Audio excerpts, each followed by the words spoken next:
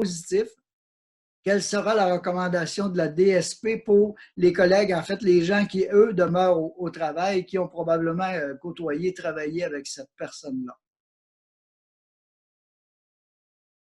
Est-ce que vous m'entendez? Oui. Bon, c'est bon. Fait que là, c'est là que je me lance, là. Oui. Oui. Donc, Sarah Amélie Mercure, comme vous le disiez, là, je suis médecin spécialiste en santé publique, puis je travaille à la direction de santé publique de Montréal. Je vais essayer de faire des réponses là, qui sont pas mal conformes à ce qui se fait partout au Québec. Des fois, il y a des petites subtilités dans chacune des régions, là, mais essentiellement, la question pour quelqu'un qui est testé positif, là, puis ça, c'est vrai partout au Québec, nous, rapidement, les équipes appellent la personne, le cas, on va l'appeler le cas, pour faire une enquête auprès de lui. Puis essentiellement, ce qu'on essaie de déterminer dans cette enquête-là, c'est qui sont ces contacts qui sont significatifs. Donc, des personnes avec qui il aurait pu être en contact étroit et prolongé, ou des personnes qui auraient pu être en contact avec ses sécrétions pendant qu'il était malade, et 24 heures avant le début de ses symptômes. C'est ces personnes-là qu'on va aviser spécifiquement de se mettre en isolement puis de surveiller leurs symptômes. Donc, dans le cas de figure ici d'un employé d'une usine de traitement, je vois relativement peu d'enjeux, là, si je comprends bien la nature de votre travail, par rapport à des contacts significatifs là, dans le cadre des tâches que vous faites. T'sais, dans le fond, quelqu'un qui travaille avec un autre pour une courte durée, là, moins de 10 à 15 minutes, qui s'est pas fait, mettons, tousser dans le visage, qui n'a pas, par exemple, touché à des sécrétions de la personne, ne serait pas considéré comme un contact significatif. Là, ça reste toujours l'idée de pendant la tâche, puis également dans les pauses, sur l'heure du dîner, de garder toutes les recommandations là, de distanciation sociale. Donc, essayez de ne pas vous rapprocher à plus que 2 mètres les uns des autres. Dans les aires de repas, également, garder la distance de 2 mètres quand c'est possible.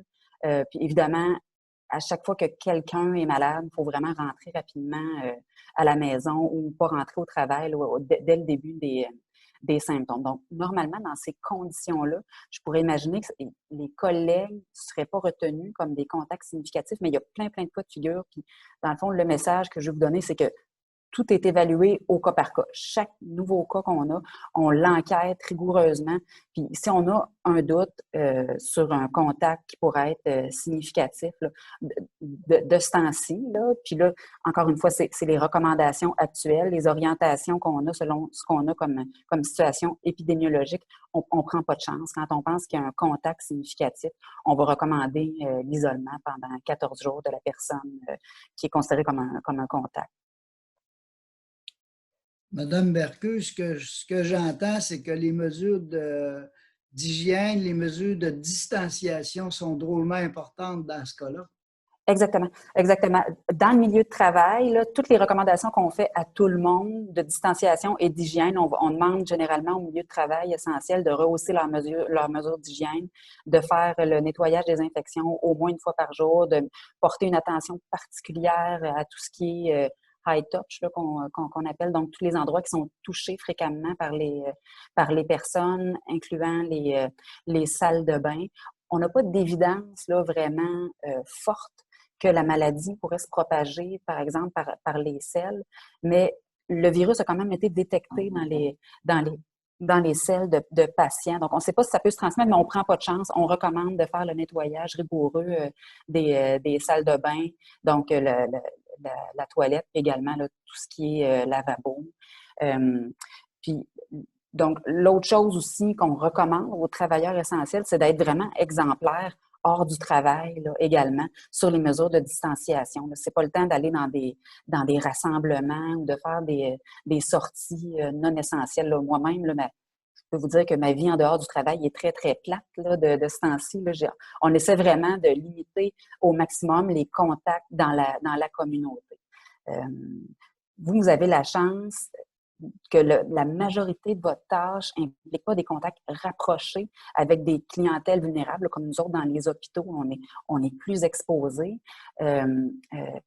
Mais quand même, quand vous avez des contacts, je sais que ça arrive là, dans le cadre du travail des personnes dans les services de l'eau, d'aller, par exemple, à domicile. Nous, ce qu'on fait pour les visites à domicile, on garde seulement celles qui sont nécessaires. Fait que c'est la même chose, là, j'imagine que vous aussi, vous faites, là, on délaisse toutes les choses qui sont pas nécessaires en ce moment. Puis quand c'est essentiel de faire certaines tâches, dont certaines visites à domicile, on fait comme un pré-triage. On appelle les personnes pour s'assurer qu'ils ont pas de symptômes, qui font pas l'objet d'un ordre d'isolement parce qu'ils sont, par exemple, un contact. Donc, dans ces cas-là, si on peut, on remet à plus tard, à la fin de la période d'isolement de la personne au domicile.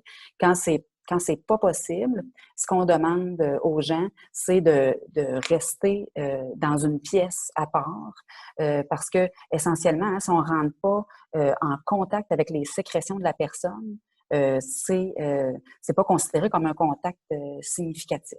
Donc, si on est capable de rester à 2 mètres ou plus de la personne, si la personne est symptomatique, si elle porte un masque de procédure, qu'on a une interaction très courte avec elle, ça ne serait pas considéré comme un contact significatif. Puis là, encore une fois, là, ici, pour tout ce qui est visite à domicile, là, la chose la plus importante, c'est l'hygiène des mains. Lavez-vous les mains avant de rentrer, lavez-vous les mains après être sorti. Ça peut se faire avec de l'eau et du savon si vous êtes capable. Dans des cas de visite à domicile, généralement, si vous y avez accès, on vous recommande davantage d'y aller avec tout ce qui est Purell, là, les solutions hydroalcooliques pour bien faire l'hygiène des mains puis ne pas porter ses mains à son visage. Il n'y aurait pas de recommandations. Dans un cas, on est capable de garder la distance avec quelqu'un qui serait symptomatique. Il n'y aurait pas nécessairement de recommandations supplémentaires pour l'employé de porter un masque, que ce soit un masque de procédure ou un masque N95. Là, comme des fois, on sait que des gens ont des préoccupations par rapport à ça. Alors, merci. Patrick, M. Levallois, est-ce que vous avez des informations à ajouter?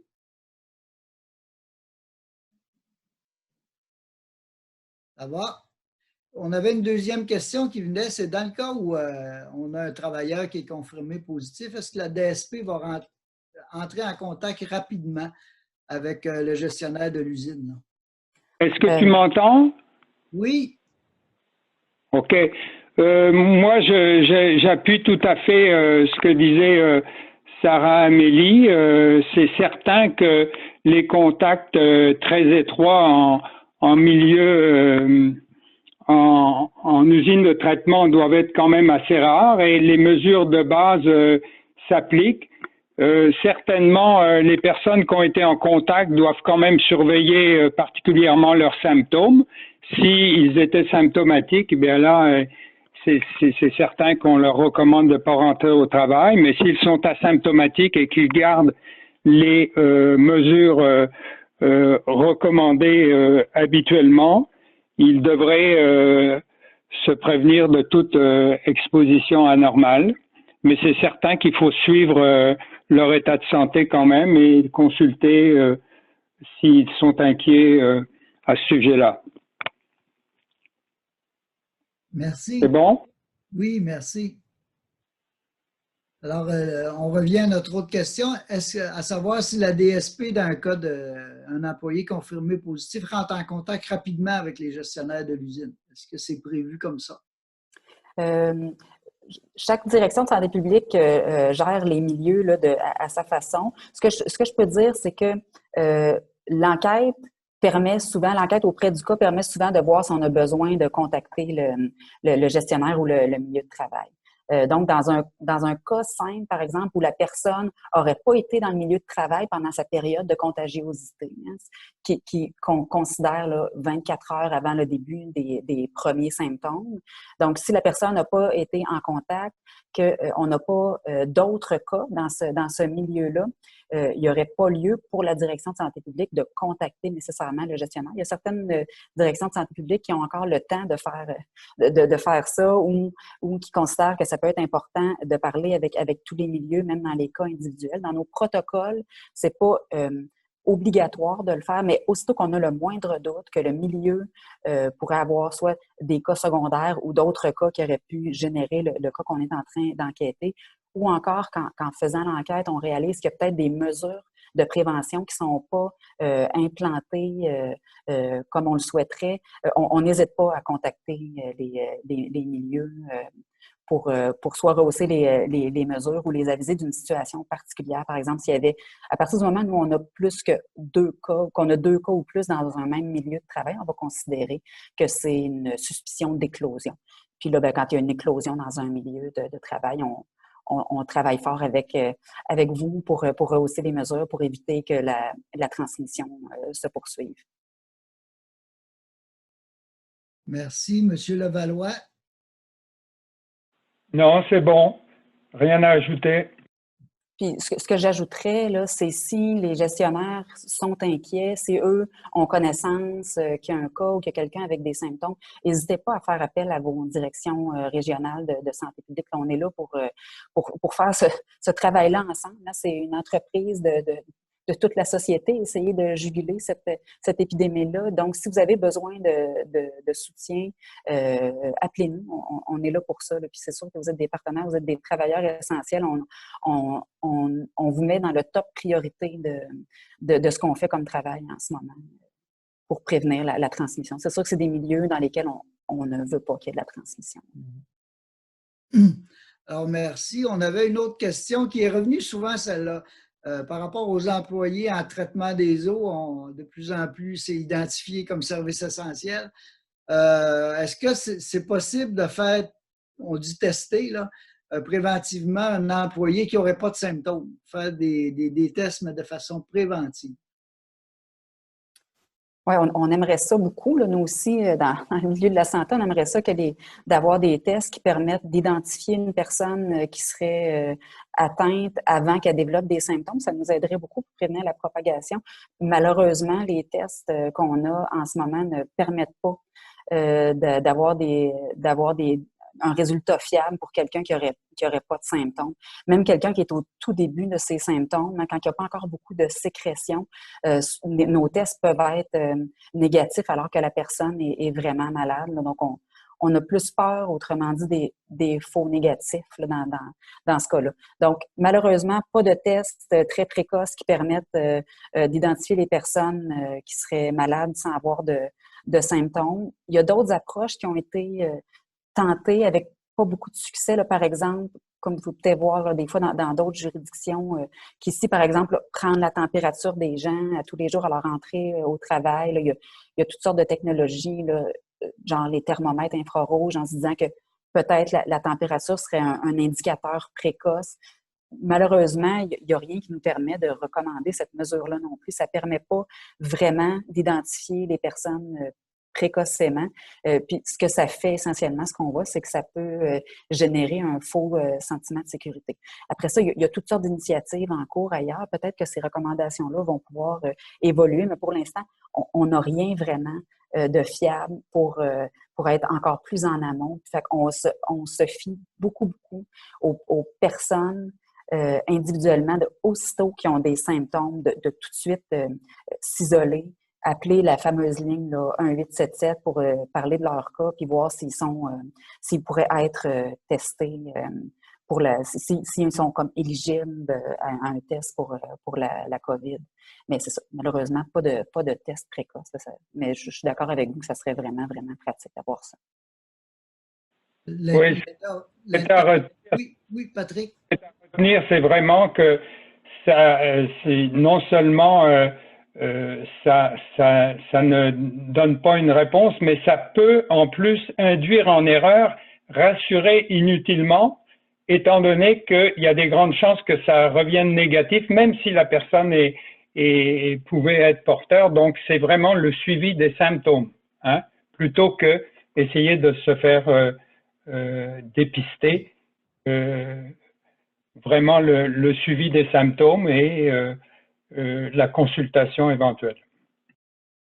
Tout à fait. Hein. Au début de cette épidémie-là, nous, aussitôt qu'il y avait les premiers symptômes, quand on avait peu de cas, on faisait rapidement le lien vers le testing.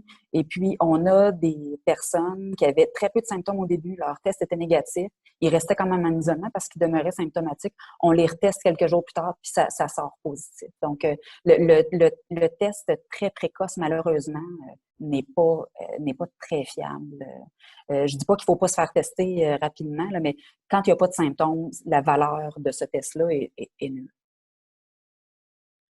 Ce que vous nous dites là est drôlement important et on le reçoit bien. Ça va avoir une importance dans la mise en place de nos plans d'action, dans nos plans de contingence. Alors, merci. On continue parce qu'on en a encore plusieurs.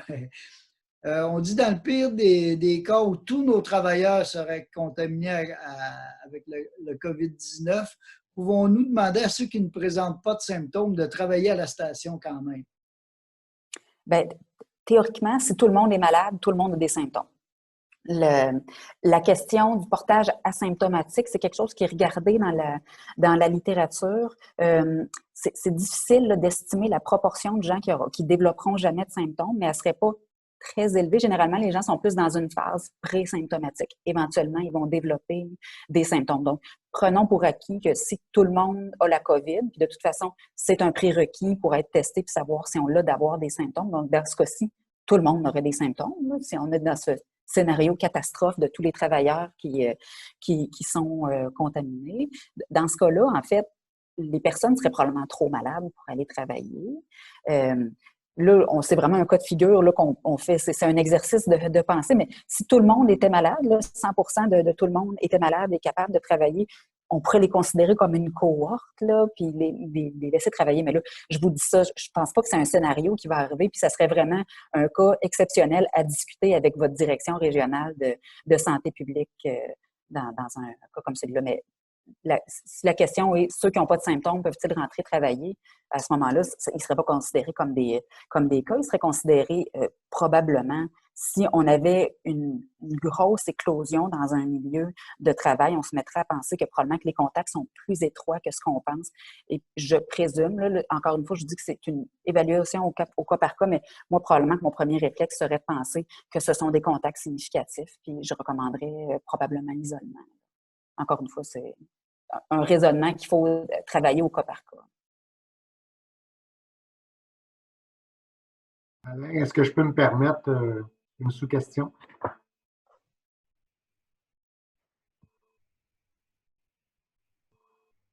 Oui, Denis, tu peux y aller. Hier, on a envoyé un employé en dépistage qui avait les symptômes. En tout cas, ce qu'il nous avait dit, ça ressemblait aux symptômes. Puis quand il est arrivé à son rendez-vous, ils ont décidé de ne pas faire le test, de renvoyer la personne chez lui et on lui a suggéré de rester 14 jours à la maison. C'est sûr que nous, on aurait préféré qu'il soit testé et qu'on ait la confirmation qu'il soit négatif. Là. Parce qu'on n'a pas beaucoup de personnel dans les usines d'eau potable. Qu'est-ce que vous pensez de ça? Oui, je comprends je vais appeler ça la frustration. J'imagine que c'est un peu de frustration que vous avez vécu. En ce moment, les critères pour l'accès aux tests c'est les orientations du ministère de la Santé. Donc, s'il ne rencontrait pas les critères, votre employé, il y a effectivement plusieurs cliniciens qui ne vont pas offrir le test. La décision finale, elle revient quand même au clinicien qui voit le patient. S'il considère qu'il doit le tester, il va le tester. Mais les orientations du ministère en ce moment, c'est de tester seulement si les personnes ont certaines indications, les symptômes en étant un contact significatif avec un cas connu, les retours de voyage, etc. Mais possiblement que, là, je ne peux pas commenter là, ce cas individuel-là parce que je n'ai pas évidemment le dossier sous les yeux, mais s'il ne rencontrait pas les critères, il est possible qu'il l'ait pas testé. Puis les orientations en ce moment, c'est toute personne qui a des symptômes de rester à la maison pendant 14 jours, effectivement. On est là-dedans. Les priorités de dépistage, c'est quelque chose qui est discuté tous les jours. Ça, c'est quelque chose qui va évoluer au cours des prochains jours et prochaines semaines. À partir du moment où on a de la transmission communautaire soutenue, là, les critères vont probablement changer significativement. Puis des cas comme celui que vous décrivez, possiblement, si la personne avait des symptômes typiques et puis que l'épidémiologie, dans le fond, dans la région, montre qu'il y a de la transmission communautaire, je présume que dans ce cas-là, il y aurait eu accès à un test. Donc, ça, c'est vraiment à suivre au jour le jour, là, mais je pourrais comprendre que dans un cas comme celui-là, il ne rentrait pas dans les priorités de dépistage, mais pour ne pas prendre de chance, on demande encore à tout le monde qui a des symptômes, peu importe lesquels, de s'isoler pendant 14 jours. Merci. Je vous dirais, ce qui est important, peut-être tout le monde, que vous sachiez, en début de semaine, on a envoyé une demande au ministre de l'Environnement avec copie au ministre de la Santé pour que les travailleurs en usine de traitement soient traités de façon prioritaire par rapport à passer les tests quand ils ont des symptômes. Ça s'appliquerait à un cas qui ressemblerait à celui de ce qu'a vécu Denis à Laval. Pour nous, ça pourrait être aidant. Si on peut prendre une décision plus vite qu'avant les 14 jours de quarantaine. Pour nous, c'est important là, au niveau du traitement d'eau. Est-ce que je peux intervenir, Alain? Oui, bien Mario, c'est parce qu'on va manquer de temps. On est 100 là, autour de la table. Juste sur ça, je pense que c'est important. Si, pour appuyer ce que tu dis, si plusieurs personnes quittent puis on les isole pour 14 jours, puis que le dépistage ferait qu'on récupère notre force de frappe, on aurait un avantage sérieux à avoir une réponse rapide. C'est tout ce que j'avais à dire. C'est notre argumentaire, Mario. Je vais ajouter juste un petit élément là, pour préciser ici ce que ça impliquerait là, dans ce cas-ci. Si la personne a des symptômes, qu'elle est testée parce qu'elle avait des indications d'être testée, puis que le test revient négatif, si on n'a pas trouvé une autre cause à ces symptômes, en ce moment, là, avec ce qu'on a comme orientation, c'est ce qu'on appelle des personnes sous investigation. Puis la recommandation serait quand même de demeurer isolé, à moins qu'on ait trouvé une autre étiologie, là, une autre cause aux symptômes que la personne présente. Je pense que ça nous dresse un portrait très précis. Merci beaucoup. Je nous suggère de continuer, puis on reviendra avec des questions plus à la fin. Là. Le temps file. On change de diapo. Dans le cas, on en a parlé un peu, c'est le cas des faux négatifs, rester en quarantaine, tout ça. Je pense qu'on a pas mal fait le tour de ça précédemment dans les minutes qui viennent de passer. Mais Madame Mercure, est-ce qu'on a d'autres informations complémentaires à ajouter à ça? Non, c'est ça. On est encore dans cette orientation-là que la plupart des faux négatifs, c'est parce qu'on a testé très tôt dans l'infection. Oui, j'ajouterais aussi, comme disait Dr Couture, là, c'est que si le test est négatif, mais si la personne est symptomatique, le traitement reste le même. Donc, c'est là qu'on voit les limites du test. Ça va pour cette partie-là. On peut aller à la suivante. Le cas des employés en contact avec une personne confirmée positive, on en a parlé un peu tantôt. Quelles sont les mesures à appliquer en maintenant la continuité des opérations si un opérateur d'une station est soupçonné d'être infecté et placé en quarantaine, mais qui n'a pas, mais que son, là, je vois pas, n'a pas de symptômes, nous pensons faire entrer au travail celui qui n'a pas de symptômes. Devrions-nous lui demander, en fait, c'est le port des masques chirurgicaux ou N95 dans certains cas de figure, là, des gens qui ont été exposés avec des gens qui, eux, sont confirmés positifs. Là. Bien là, vous allez me trouver plate, c'est comme la cassette, là, mais quelqu'un qui est considéré comme un contact significatif, on l'isole. On prend pas de chance, on n'envoie pas les gens avec des masques de procédure parce que le risque serait trop grand par rapport aux bénéfices. Là, on est encore là-dedans. Là. C'est vrai même pour les professionnels de la santé qu'on considère comme critiques là, en ce moment.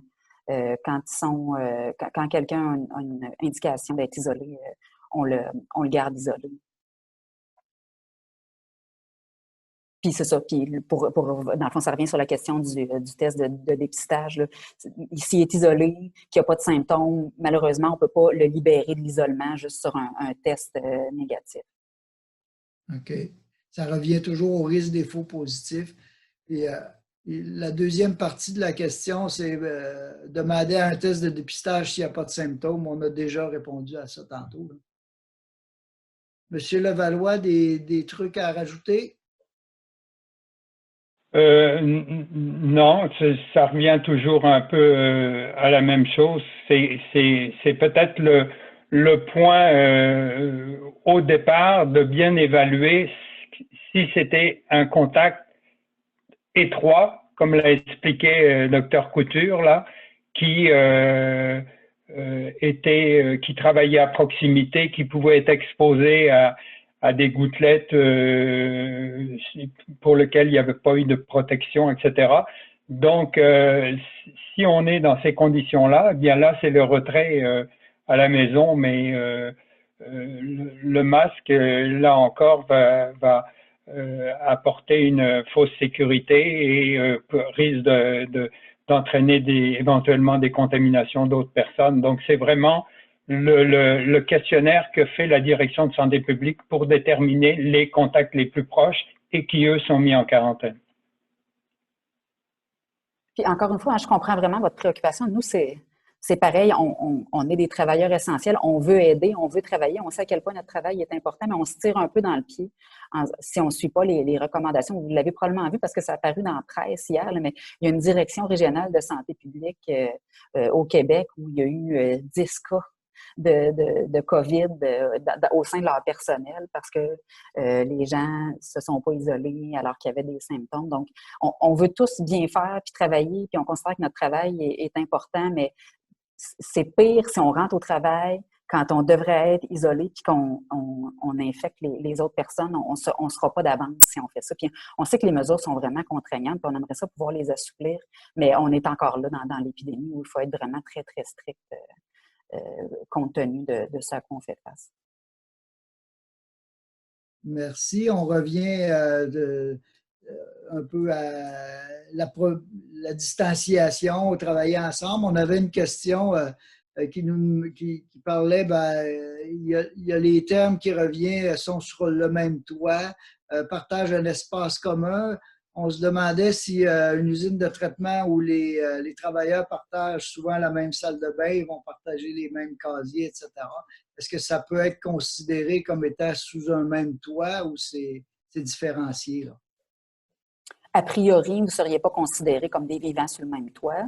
Évidemment, le classique, c'est le domicile, là. Fait que ça, c'est vraiment le même toit. Les autres cas de figure qu'on peut avoir, où est-ce qu'on va considérer que les gens sont des vivants sur le même toit, des dortoirs, des résidences universitaires, des refuges, des résidences pour personnes âgées dans certains cas, en milieu de détention. Mais le partage d'un espace commun au travail ne serait pas d'emblée considéré comme un critère de vivant sur le même toit. Puis encore une fois, là, je vais revenir à ce qu'on disait, là, les mesures de distanciation, puis l'hygiène, salubrité font vraiment une différence dans notre évaluation de ce qui est considéré comme un contact étroit. Fait que même si vous partagez le même espace pour manger, c'est important d'être capable de garder un 2 mètres minimum entre les personnes. La salle de bain, juste le partage d'une salle de bain ne serait pas considéré comme un risque significatif, sauf si ce qu'on nous dit, c'est la salle de bain n'est jamais nettoyée, il n'y a pas nulle part où se laver les mains dans cette salle de bain-là.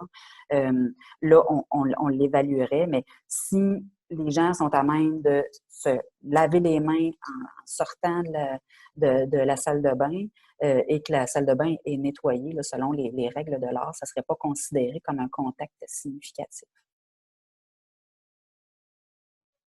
Merci. Mais oui. L'importance de ces mesures-là, autant lors de la prise de repas que lorsque les personnes vont aux toilettes. Donc, c'est important de respecter ces recommandations-là. Merci. On va changer de diapo. Le cas des employés travaillant en équipe. Lorsque les mesures de désinfection des postes de travail et la distanciation de 2 mètres en place et qu'un employé est avéré infecté mais que son partenaire n'a aucun symptôme. Pouvons-nous faire entrer ou faire travailler celui qui n'est pas infecté? Dans cette situation-là, c'est sûr qu'il faudrait faire l'enquête là, précisément auprès du cas. Mais si c'est ça qui ressort, qu'il n'y a pas eu de contact significatif, que les mesures ont été mises en place, que quand l'employé était symptomatique, il n'a pas toussé sur l'autre ou il n'a pas laissé, par exemple, un mouchoir utilisé que l'autre aurait touché avec un contact direct avec ses sécrétions, effectivement, cette personne-là, vraisemblablement, ne serait pas considéré comme un contact significatif. Mais on appellerait ça un contact, on va dire, faible risque. Puis, ce qu'on constate dans ces cas-là, c'est vraiment l'autosurveillance des symptômes. Il n'y aurait pas d'indication d'isolement, ni d'indication de porter des équipements de protection individuelle particuliers. La question du N95, là, juste pour la régler maintenant, puisque ça va sûrement, ça revient aussi un peu plus loin. Le N95, dans le cas du COVID, est utilisé seulement pour la personne qui veut se protéger d'une personne malade dans une procédure qui va générer des aérosols. Fait essentiellement, ceux qui utilisent le N95 en ce moment, c'est le monde de soins intensifs qui intube des patients, les gens à l'urgence, quand quelqu'un est très, très, très malade, qui a un rythme respiratoire très élevé, où il génère des sécrétions beaucoup dans l'air, donc pour les gens très, très malades. Donc, le N95 n'est pas recommandé dans aucune autre circonstance que celle où il va y avoir génération d'aérosols. Puis ici, c'est vraiment par principe de précaution même qu'on recommande le N95 parce que la transmission par aérosol de la COVID-19 est possible.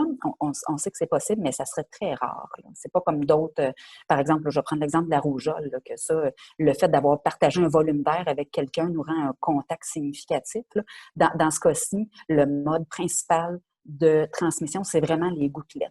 Puis le contact avec des sécrétions infectées. Il faut que ça rentre en contact avec les muqueuses de la personne qui est pas malade. Le mode aérien est vraiment pas un mode principal. Merci. On avait une question aussi quand, exceptionnellement, 2 employés ont à travailler, mais vraiment côte à côte, exemple, remplacer une vanne où il n'y a pas beaucoup de place, il faut absolument qu'il soit 2. Est-ce que c'est préférable, puis que l'intervention dure plus que 15 minutes, est-ce que c'est préférable de demander aux employés de porter un masque à ce moment-là? Bon, fait que là, encore une fois, le principe, c'est toujours effectivement réduire à la source. Si on est capable de faire en sorte que cette interaction-là n'ait pas lieu, on s'organise pour ne pas le faire. Dans le cas où ça doit être fait, c'est les 2 employés. Si ni un ni l'autre a de symptômes, puis ni un ni l'autre a une recommandation d'isolement parce qu'ils sont des contacts significatifs, ils peuvent faire ce travail-là sans porter d'équipements de protection individuelle particuliers. C'est comme moi, là, à la santé publique, j'essaie toujours de garder mon 2 mètres avec les collègues, mais ça arrive qu'on doit travailler sur un même projet, puis on va être assis à un côté de l'autre, puis on ne prend pas de précautions particulières. Ce que j'ajouterais dans ce cas-ci, pour être vraiment by the book selon les recommandations, l'hygiène des mains avant et après, s'il y a des contacts physiques entre les personnes, ça sera encore une fois quelque chose qui est recommandé. Puis l'étiquette respiratoire. Là. Si quelqu'un éternue, parce que, je ne sais pas, moi, il y a des allergies ou il y a une autre raison d'éternuer parce qu'il y a de la poussière, toujours éternuer dans le creux du coude. Donc, les recommandations de base s'appliquent particulièrement dans un cas comme celui-ci. Il n'y aurait pas de contre-indication particulière ou d'indication de porter des équipements de protection individuelle. Monsieur Levallois? Non, j'appuierai sur le fait qu'il faut essayer de déterminer si c'est vraiment nécessaire ou pas, et si ça peut être fait uniquement par une personne, eh bien de le faire. Sinon, d'appliquer effectivement ces mesures-là, mais là encore, toujours chez des gens asymptomatiques. Donc, s'il y a quelqu'un qui est symptomatique ou qui se pose des questions, mais il est mieux de consulter et de ne pas rentrer au travail. Donc, on est toujours dans cette zone où il faut que ce soit des personnes en bonne santé qui sont au travail et qui, éventuellement, temporairement, puissent s'exposer. Et et toujours, comme on l'a dit, avant et après, appliquer les mesures recommandées. Merci, on continue. Les employés travaillant en équipe. Dans le cas de 2 employés travaillant en équipe et présentant des symptômes, peuvent-ils continuer, parce qu'il me manque un bout de mon écran, peuvent-ils continuer leur travail? Qu'arrive-t-il si un ou les 2 employés sont sous investigation? Quand ils sont sous investigation, ils sont en isolement. C'est plate, hein? Ça revient toujours à la même affaire, là, un peu mes réponses. Là, mais pour l'instant, on est vraiment dans cette approche-là. Si quelqu'un a des symptômes, il doit demeurer à la maison. Il devient sous investigation à partir du moment où il est en attente d'un test ou en attente de résultats de test. Les personnes sous investigation doivent demeurer à la maison. Ou en tout cas, ou en isolement, ou ils sont en isolement. Généralement, c'est au domicile. Oui, parce que ça serait vraiment dangereux qu'il soit au travail et qu'il contamine d'autres personnes. Merci, on continue. Le cas des... une fois que les employés sont sur leur corps de travail, mais ils retournent chez eux aussi. Hein.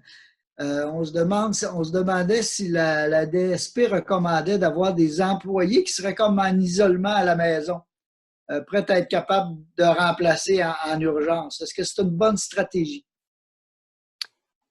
À ma connaissance, c'est pas le genre de recommandation que nous, on peut faire, en fait, là, que la direction de santé publique peut faire. J'imagine que c'est plus, puis là, je m'avance un peu, mais je pense que ça doit être plus du domaine de la sécurité civile, de pouvoir recommander ce genre de choses-là. Nous, on peut donner des avis. Dans le cas actuel, là, on n'est pas là-dedans, on n'est pas dans des mesures de confinement. Moi, c'est pas quelque chose pour lequel je donnerais un avis favorable en ce moment. Mais encore une fois, c'est toujours du cas par cas. S'il y a une grosse situation dans une région ou dans une communauté, je pourrais imaginer des circonstances dans lesquelles on irait vers ça. Mais en ce moment, on n'est pas là-dedans. Là. Dans le temps de la crise du SRAS, on a fait ça avec les travailleurs de la santé. Entre autres pour protéger en fait leurs proches à eux, parce que le taux d'attaque chez les travailleurs de la santé, étant donné que c'est une maladie qu'on connaissait pas bien, on se protégeait pas bien, était vraiment élevé. Mais l'idée là, de garder des travailleurs essentiels en confinement pour que eux ne se contaminent pas à l'extérieur, c'est pas quelque chose, en tout cas moi dans les scénarios que j'ai vus, puis encore une fois, là, je suis pas dans les hautes sphères du ministère, là, mais c'est pas quelque chose qui se discute dans les régions actuellement. Mais ça amène quand même l'importance que toutes les mesures de prévention qu'on recommande aux travailleurs essentiels, idéalement, leur famille et leurs vivants sous le même toit devraient être en mesure de suivre les mêmes là, pour faire un cocon de protection autour du travailleur essentiel. Là. Oui, ce qui est important, c'est quand même de leur rappeler que les mesures de distanciation sociale, les mesures d'hygiène de base doivent être maintenues à la résidence et en dehors de la résidence, mais c'est sûr que c'est plus du rôle du bon citoyen que de l'employeur de mettre l'emphase dessus, mais c'est évidemment important que les mesures de prévention soient appliquées partout dans la résidence comme à l'extérieur. Merci. On a une prochaine question on en a parlé déjà beaucoup, là, mais est-ce qu'au DSP, en fonction de ce que vous voyez, de ce que vous connaissez, est-ce que vous pensez que les mesures en place au travail dans nos stations de traitement sont suffisantes pour assurer la protection des travailleurs? J'aimerais ça pouvoir répondre à cette question-là. Nous, on a fait des recommandations pour nos partenaires à Montréal qui nous ont demandé de le faire. Je ne pourrais pas me prononcer pour les autres régions, sincèrement, mais si tout ce qu'on s'est dit depuis le début est mis en place, on considérait tout à fait que ça serait suffisant, puis on considérait que vous êtes exemplaires parce qu'on voit toutes sortes d'affaires dans toutes sortes de milieux. J'adore le mot exemplaire. Ça nous rassure un petit peu parce qu'on travaille fort. Mm-hmm. Monsieur Levallois? Non, mais c'est la parole à ceux qui vivent au jour le jour. Là, j'ai l'impression que les gens, dans les circonstances actuelles, essayent de donner leur maximum. Mais peut-être une des retombées de ces webinaires-là, comme on en avait parlé, ça serait de faire des petits documents qui pourraient permettre de renforcer ces recommandations-là. On s'en est parlé un petit peu. C'est ma dernière question. Je la garde pour la fin. On continue? Oh, question. Bon, on est rendu là, justement. Ben, je pense que M. Levallois, Patrick, tu soulevais le point. Une question qu'on a, puis on apprécie énormément l'information que vous nous donnez. Mais ce qu'on aimerait, c'est si on pourrait travailler ensemble, peut-être à monter un petit document qui résume un peu ou qui aborde les principaux points qu'on a discutés aujourd'hui pour en faire un compte-rendu, un document qui pourrait être utilisé là, par chacune des stations, qui soient grosses ou petites, à Montréal ou à Chibougamau. Oui, ben, si la question m'est lancée, oui, ça va me faire plaisir de participer avec vous à faire ce genre de document-là. Notre enjeu principal, là, c'est que tout ça, généralement, a une durée de vie relativement courte. Il faut juste s'assurer de pouvoir mettre ça à jour parce que les orientations, comme vous voyez, changent de point de presse en point de presse. Hein. Il y a les affaires de base vont toujours rester, là, la distanciation sociale, l'hygiène des mains, l'étiquette respiratoire. Là, ça, c'est comme les bases. On va rester avec ça. Après ça, il y a des éléments plus pointus qui évoluent au fur et à mesure de ce qu'on voit de l'épidémiologie. Monsieur Levallois?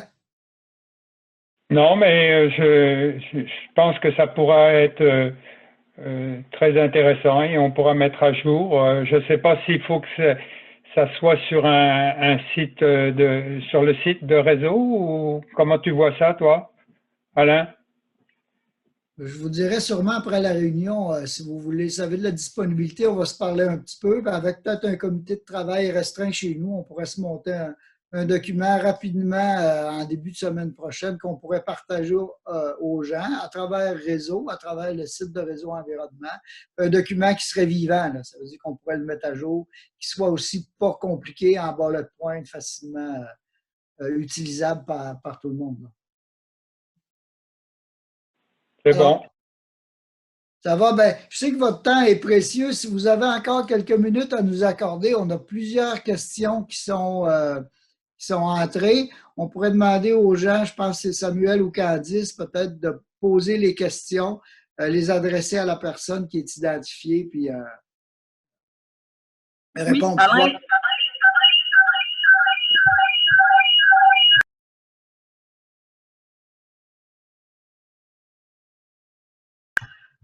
Alain, j'ai plusieurs questions dans la section des commentaires. Tout d'abord, dans le secteur de l'assainissement des eaux usées, y a-t-il des mesures de précaution particulières à mettre en place? Est-ce que le brassage par les équipements de pompage ainsi que les systèmes de ventilation peuvent propager des particules dans l'air? Quel est le délai d'inactivité du virus dans ces eaux usées? Est-ce que Dr Levallois, vous répondez à ça ou c'est moi qui m'en occupe? Je pense que tu es plus à même, mais je peux compléter si besoin. Oui, ben, il n'y a pas d'évidence de transmission par ce genre de voie-là. Jusqu'à maintenant, dans la littérature, on ne voit pas qu'il y aurait quelque chose de significatif. Donc, je n'aurais pas tendance à ajouter autre chose que les mesures habituelles que vous faites déjà puis qui vous protègent de toutes sortes de pathogènes. Donc, je ne verrais rien de spécifique au COVID-19 dans cette problématique-là que vous vivez de toute façon au jour le jour.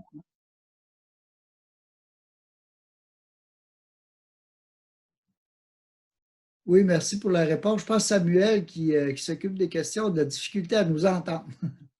On est en train de voir à corriger ça. Je pense que la clé, c'est de continuer à suivre les mesures habituelles de protection.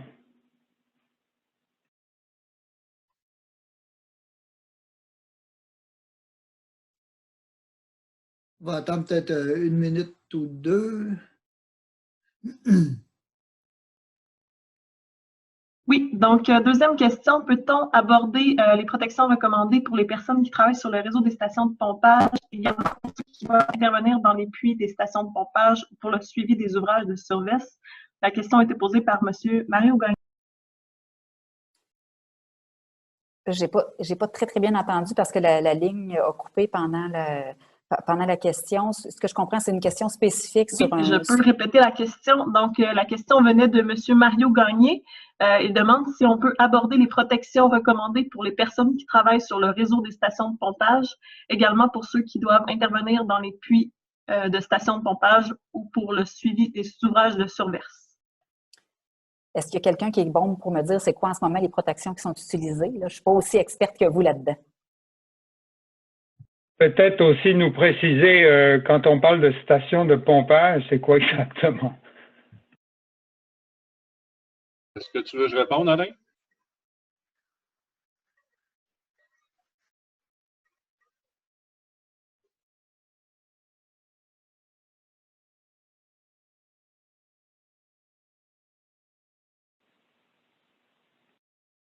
On dirait qu'on n'entend plus Alain.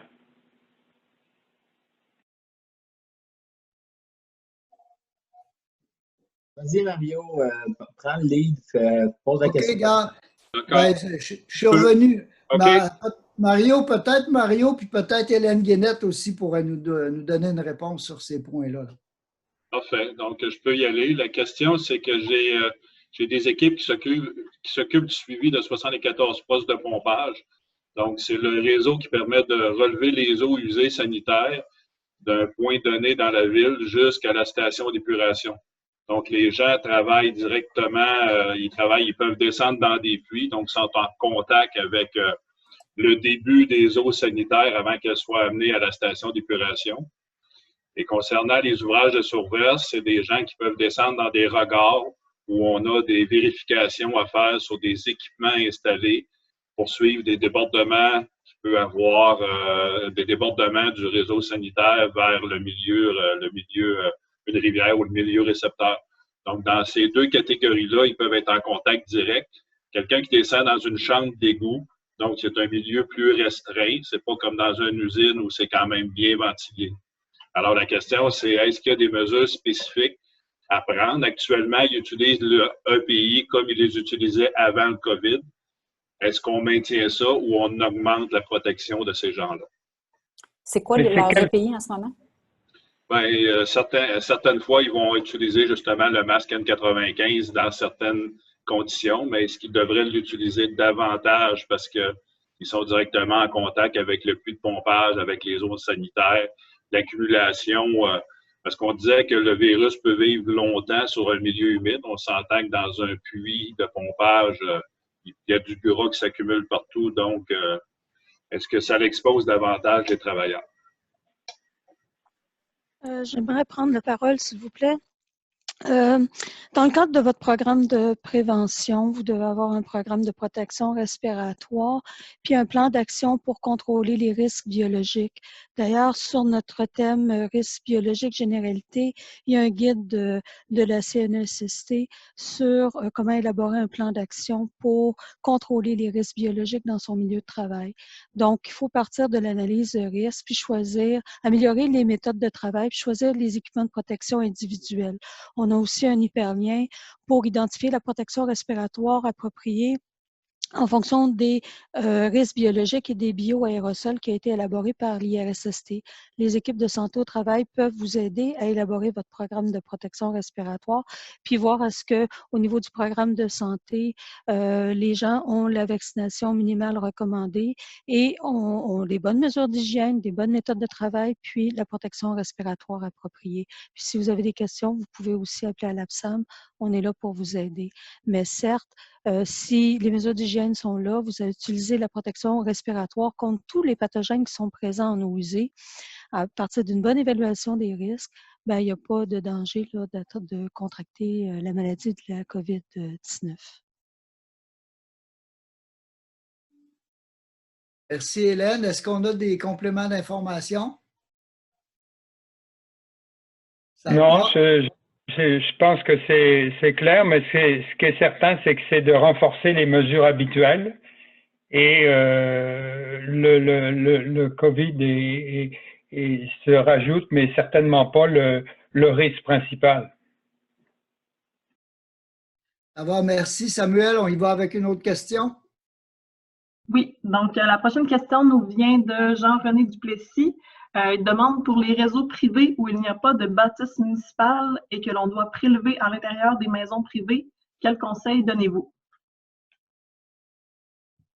Les prélèvements, moi, je considérais ça comme un service à domicile, là, fait que ça reviendrait un peu à ce que j'ai dit plus tôt quand on est à domicile, là, qui revient essentiellement si je comprends bien votre question, là, si c'est rentré dans un domicile, l'idée, c'est de voir est-ce qu'il y a du monde malade qui font l'objet d'une mesure d'isolement, soit parce qu'ils sont des contacts significatifs ou parce qu'ils sont des cas confirmés ou sous investigation. Si on est capable de reporter cette visite-là, on le fait. Si c'est impossible, on demande aux personnes de s'isoler à l'intérieur de leur domicile pour rester toujours là, à 2 mètres des personnes. Idéalement, il faudrait que la personne qui est malade soit même dans une chambre avec la porte fermée, si c'est possible.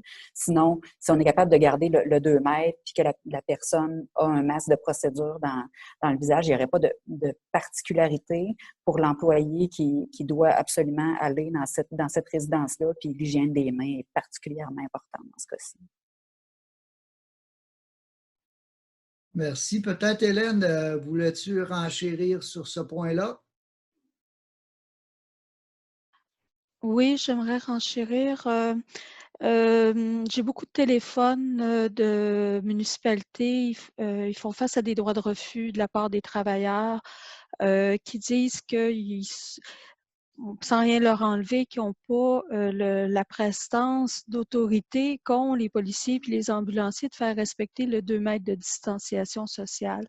Les gens sont très inquiets en rapport à la qualité de l'eau potable, posent beaucoup de questions.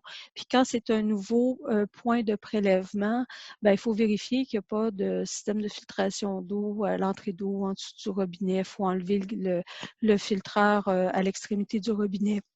Ce qui fait que la durée de l'intervention est beaucoup plus longue que d'un point d'échantillonnage normal. Il faut laisser aussi couler l'eau 5 minutes, puis faire nos tests de chlore. Ce qui fait que c'est de plus de 15 à 30 minutes. Les gens, les laisser confinés dans une pièce aussi longtemps, le respectent pas. Ils s'approchent des cols bleus qui échantillonnent. Ils vont poser des questions. Mon eau potable, est-tu contaminée? Est-tu dangereux? Puis, c'est très difficile de faire respecter la distanciation sociale, puis on rencontre toutes sortes de personnes. Puis il faut dire aussi que le travailleur est seul, OK? Puis il n'est pas en équipe de 2, puis il n'est pas accompagné d'un policier ou d'un pompier qui a cette autorité-là. Oups, excusez-moi. Donc, c'est pour ça qu'on était pour contrer les droits de refus aussi. Encourager les gens à porter leurs EPI, ça les rassure. Puis, en plus des mesures d'hygiène élémentaires, parce qu'ils ont peur de se retrouver dans des situations où le commun des mortels ne respecteront pas la distanciation sociale parce qu'on n'a pas cette même autorité de prestance en autorité de faire respecter cette distanciation sociale-là. Merci. Mais est-ce que dans un premier temps, on ne peut pas identifier les situations où c'est vraiment nécessaire parce que ça doit être exceptionnel? Est-ce qu'il n'y a pas possibilité d'aller faire des prélèvements, non pas chez les citoyens, mais dans d'autres endroits, au moins temporairement, le temps que cette pandémie passe, là? C'est ce qu'on préconise, bien sûr, d'éviter ça, mais quand il y a un bris d'eau avec un avis d'ébullition, on ne peut pas rester en avis d'ébullition pendant 3 mois. Là. À un moment donné, il va falloir lever l'avis d'ébullition, d'autant plus qu'il peut y avoir des centres de personnes âgées sur ce réseau-là, puis d'autres populations dites plus vulnérables, des hôpitaux. Donc, l'idée, c'est que, bon, quand c'est des échantillonnages réguliers, on peut peut choisir nos points d'échantillonnage de façon très stratégique, mais quand il y a des bris d'eau, puis qu'on émet un avis d'ébullition préventif en attendant les résultats des analyses d'eau, bien, les analyses d'eau, il faut les prendre chez le citoyen, comprenez-vous? Fait qu'on ne peut pas rester 3 mois en avis d'ébullition, puis il va falloir prélever un échantillon d'eau. Là, le ministère de l'Environnement a proposé d'aller prélever l'échantillon d'eau sur le robinet extérieur, mais ça présente des défis énormes de désinfecter puis de garantir que l'eau ne sera pas contaminée, ça ne sera pas un faux positif.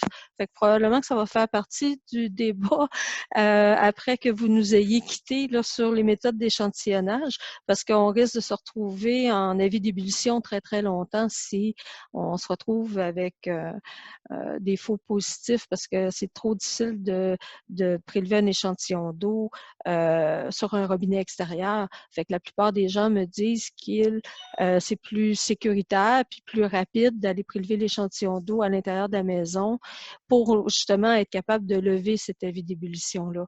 Donc oui, on essaie dans la mesure du possible de respecter toutes vos consignes, mais il y a des situations où c'est vraiment nécessaire. Je m'excuse, le temps file, on a nos médecins. Peut-être juste préciser quelle sorte de protection individuelle vous préconisez à ce moment-là. Mais si vous voulez, on va continuer cette discussion-là un petit peu plus tard. Là, on est beaucoup. Il est rendu à 10h12. Le sujet qu'on parle là, tout ce qui est de l'aspect échantillonnage, suivi de la qualité, on n'aura pas le temps aujourd'hui, mais les gens du ministère de l'Environnement ont émis un document hier qui parle de ça. Ce que je vous propose, le groupe qui sont membres du programme d'excellence, en début de semaine prochaine, on fera une petite conférence avec les gens du ministère s'ils veulent nous appuyer avec vous pour discuter de ces points-là de façon spécifique. On n'aura pas le temps de répondre à toutes les questions, il en reste encore plusieurs. On les prend en note. Ce qu'on va faire, c'est qu'on va essayer d'apporter des réponses comme par écrit, puis faire circuler l'information, vous transmettre l'information par rapport aux questions que vous avez posées. Là, le temps nous presse. On manque un petit peu de temps, puis par rapport aux plateformes aussi qu'on utilise, ben, ça a comme une durée limitée, on est rendu au bout. Ce que je peux vous dire pour terminer, ben, je vous remercie beaucoup. Je remercie les deux docteurs Levallois, Mme Merqueux, d'avoir été là, de nous avoir donné du temps. Je pense que c'est important. On va travailler ensemble, si vous voulez, avec un petit comité chez nous, à monter un petit document qui pourrait être partagé à l'ensemble du groupe. Puis à tout le monde, je vous donne rendez-vous vendredi prochain, même heure, pour une autre téléconférence qui va aborder, on ne sait pas encore les sujets, mais on va s'adapter en fonction des besoins que vous allez nous transmettre à la fin de la semaine puis au début de la semaine prochaine. Alors, je vous remercie tout le monde d'avoir été là. S'il y a des questions, vous avez besoin d'informations, je suis là un petit peu pour vous aider. Je pense que tout le monde me connaît, tout le monde connaît mon adresse Internet. L'information circule énormément au sein du réseau. Je pense qu'on est là pour ça, on est là pour vous aider. Alors, ben, je vous remercie beaucoup et je vous dis ben, à très bientôt.